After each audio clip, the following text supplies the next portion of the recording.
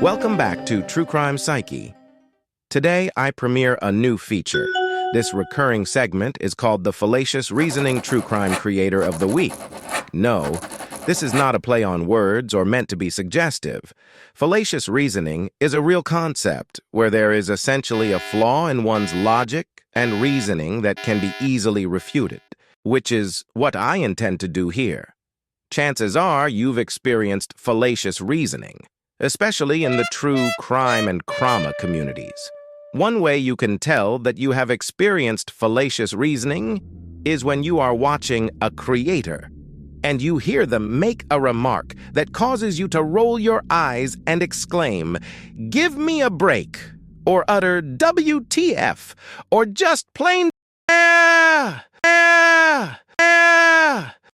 Spotting fallacious reasoning in true crime and crama is easy as pie, but it should help you critically evaluate whether the speaker is well-reasoned, intelligent, experienced, or just plain full of it and wasting your time. And as I am sure you will agree, in the world of true crime and crama, there's a plethora of the latter to go around. So, without further ado, the winner of this week's Fallacious Reasoning Creator Award goes to Purplexed. Purplexed recently stated the following in one of her live streams. Some of the ones that talk about her, rightfully so, because they're involved. But others, they have no right to go after her.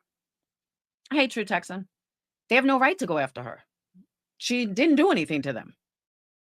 According to Purplexed, one has the right to speak up or take action against another person, only if one is directly impacted. What is wrong about Purplexed's argument is that silence is a method of communicating.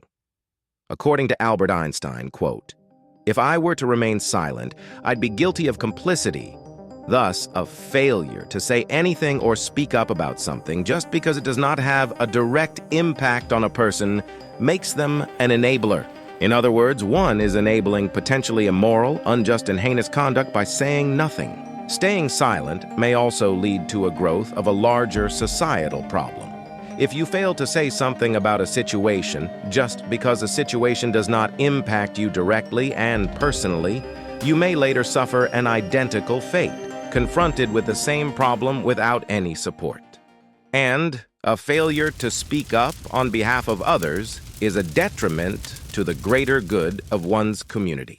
To demonstrate how flawed and even dangerous Purplexed comments are, we only need to look back at a dark time in our history as a way of example.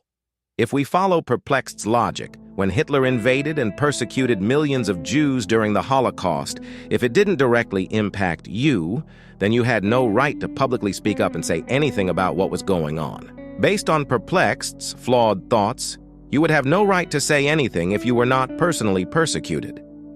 If that was the case, I submit that it follows that no governments would have objected or intervened. No one would have attempted to help their fellow man.